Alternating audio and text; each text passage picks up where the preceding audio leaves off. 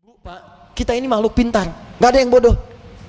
Jangan percaya kalau ada yang mengatakan anak bapak, anak ibu bodoh. Jangan percaya. Sudah dilakukan penelitian di Amerika, di Universitas California. Hasilnya apa? Semua manusia pintar.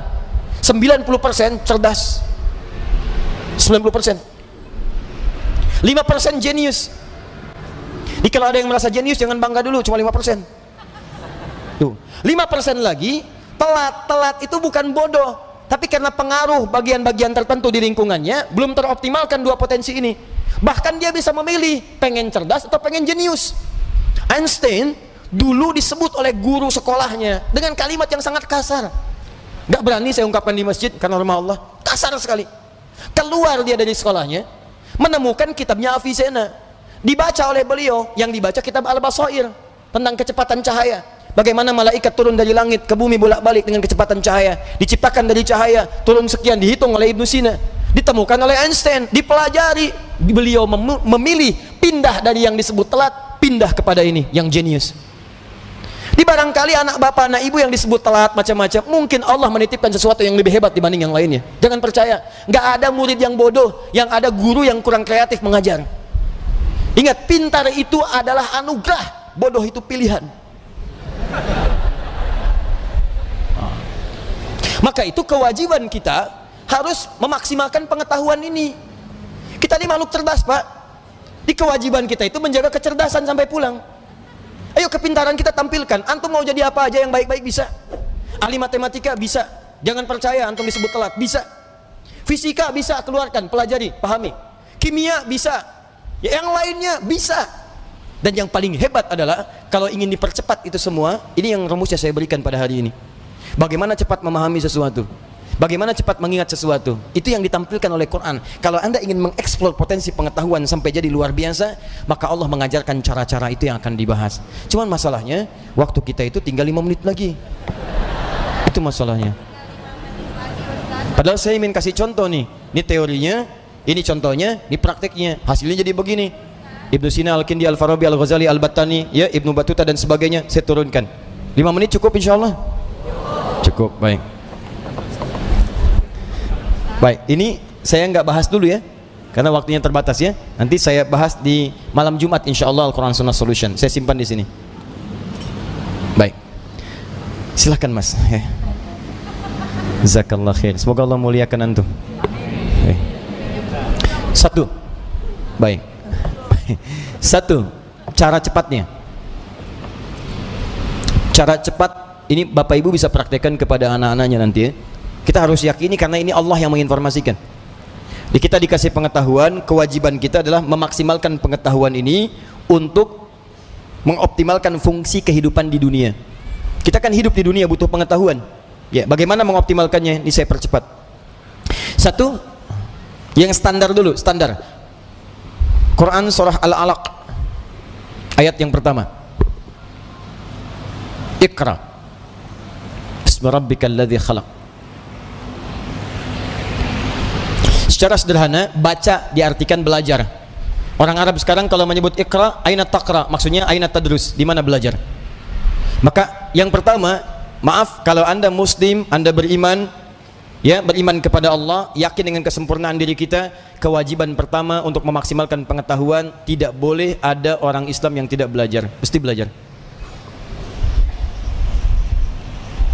Kemudian diturunkan lewat hadis Nabi sallallahu alaihi wasallam, lihat cara belajarnya, perhatikan caranya. Awas, bukan biasa.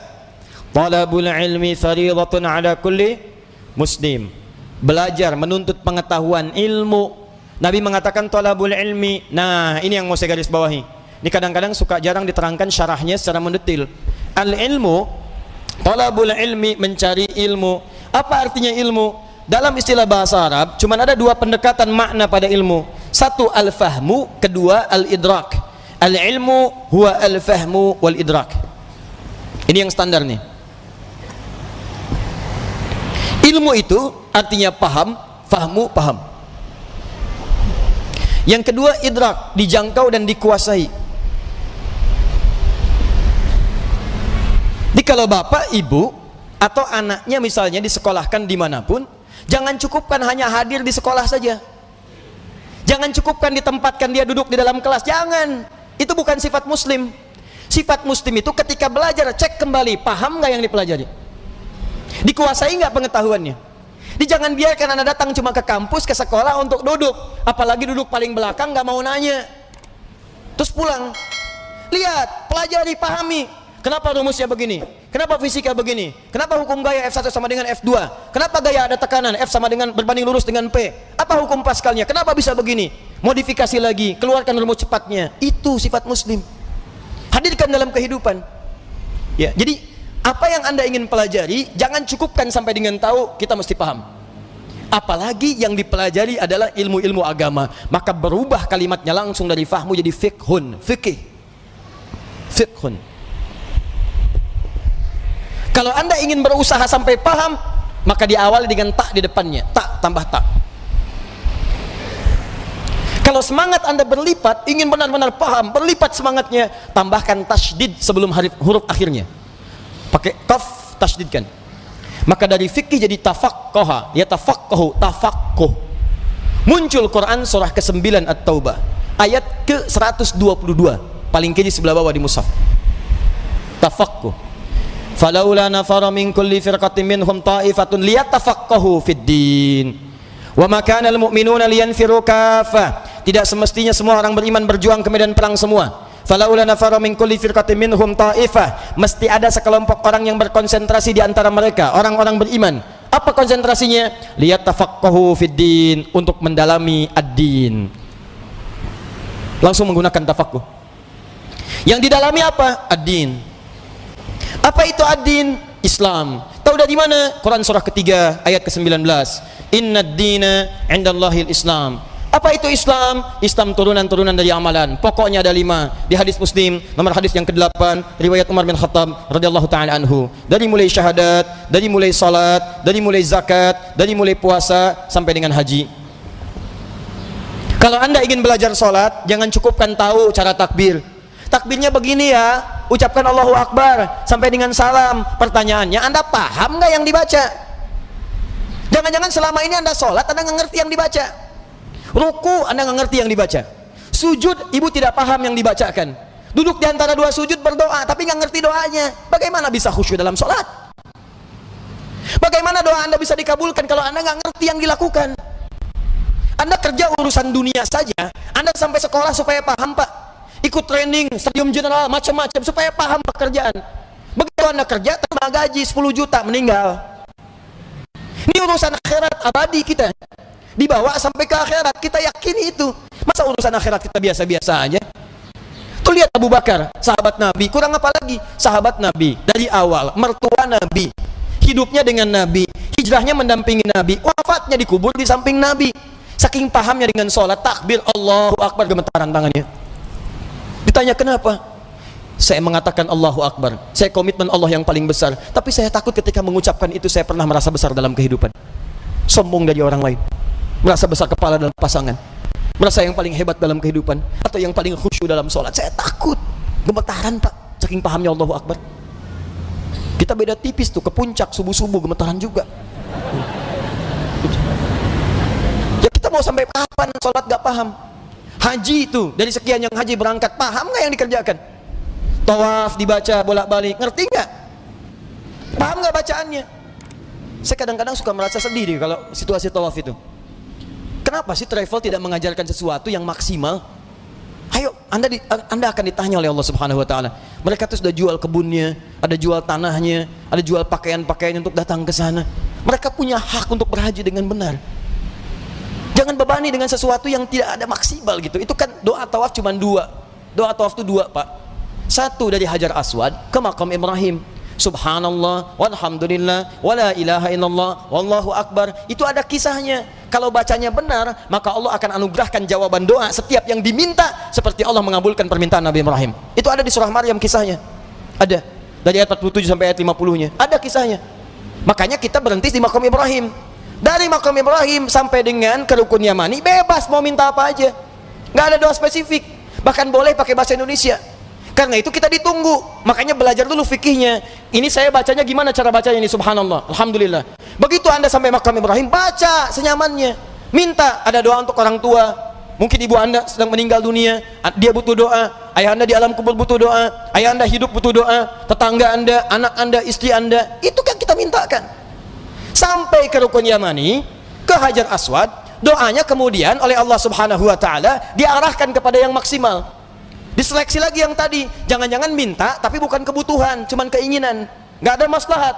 Makanya diarahkan kepada yang manfaat dunia dan manfaat akhirat. Rabbana atina fid dunya hasanah wa fil akhirati hasanah wa qina adzabannar. Sampai situ. Jadi yang tadi anda minta itu benar nggak urusan dunianya? Jangan-jangan minta tapi nggak maslahat dunia. Maka oleh Allah yang bagus dunianya diberikan, yang ada maslahat akhiratnya diberikan, yang kurang baik diganti dengan yang lebih baik.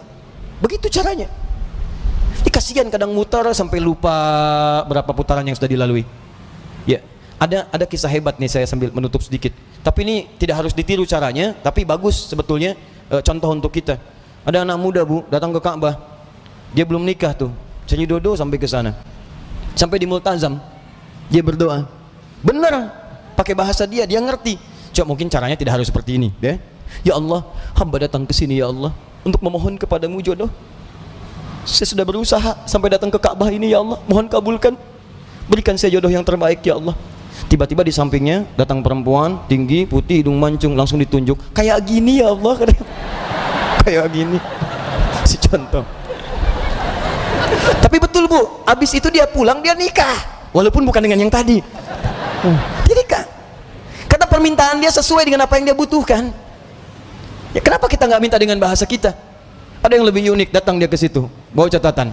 Ya Allah, hamba datang kemari banyak hutang ya Allah. Engkau maha tahu dengan keadaan hamba, banyak hutangnya, tidak anda sebutkan. Engkau juga paham. Tapi kalau tidak percaya, ini catatannya. Tempelin. Ada. Ya, yang mau saya katakan adalah teman-teman sekalian, ini al-ilmu wal fahmu wal idrak. Anak pulang dari sekolah, datang ke rumah, cek lagi. Nak, tadi belajar apa? Dulu ibu kami begitu, pulang, tadi belajar apa? Coba ajarkan lagi, seperti apa? Kenapa ketemu begini? Kenapa begitu? Maghrib, semua TV berhenti. Ayo datang semua mengaji. Mau lari kemanapun akan dikejar Bu. Saya pernah sembunyi di bawah lemari, dikejar. Cari, mana katanya? Cari, suruh menghadap. Kalau belum mengaji, nggak bisa tenang. Ini kita kehilangan nilai-nilai itu. Jadi kita tuh mesti pintar Pak. Dulu orang begitu. Di ngajinya tuh jelas. Begitu dibahas pengetahuan, dikuasai dengan baik. Silahkan cek ulama-ulama dulu. Penguasaannya itu total. Nah, tapi ada satu hal lagi. Jika anda kerjakan ini, maka anda akan mendapatkan percepatan pengetahuan dari Allah Subhanahu wa ta'ala, melampaui batas-batas pengetahuan biasa. Apakah kemudian tips yang diberikan oleh Al-Quran sebagai petunjuk itu, ini yang paling penting kita dapatkan. Tapi sayang, waktunya habis, kita harus berjumpa dengan kesempatan yang berikutnya.